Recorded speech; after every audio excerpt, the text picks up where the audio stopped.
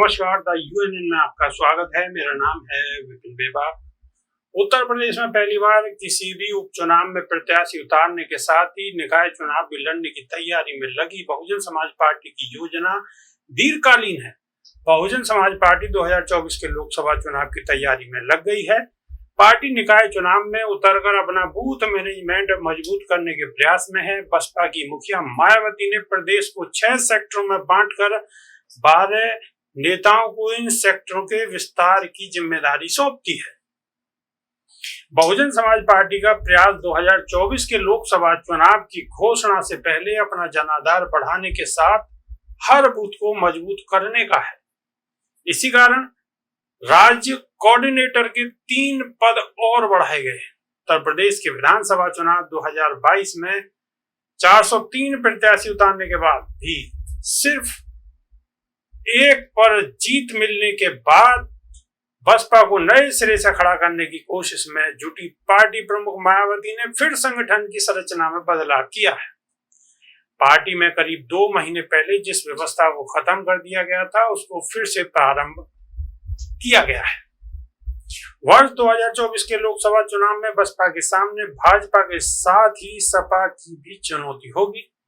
इसलिए बसपा प्रमुख ने खिसकते जनाधार को थामने के लिए अब बूथ स्तर पर पार्टी को मजबूत करने में 3 स्टेट कोऑर्डिनेटर के बजाय 12 वरिष्ठ नेताओं को लगाने का निर्णय किया है। इसके लिए 3-3 मंडल के 6 सेक्टर बनाए गए हैं। सेक्टर में 1 में मेरठ, सहारनपुर व मुरादाबाद मंडल को रखते हुए राजकुमार गौतम और नौशाद अली को दायित्व सौंपा गया है।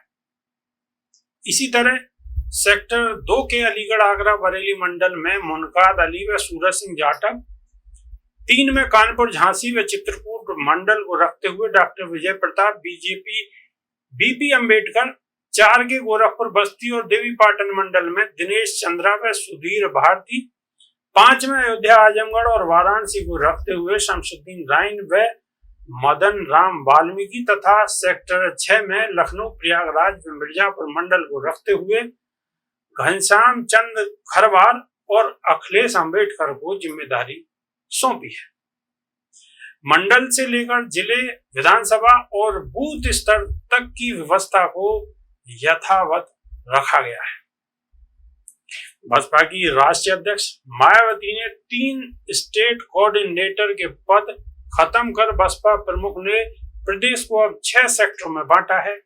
करीब 1.5 वर्ष बाद होने वाले लोकसभा चुनाव के मद्देनजर 3-3 मंडलों के बनाए गए सेक्टर का जिम्मा 12 वरिष्ठ नेताओं को सौंपते हुए मायावती ने उन्हें बूथ स्तर तक पार्टी को मजबूत करने का दायित्व सौंपा है।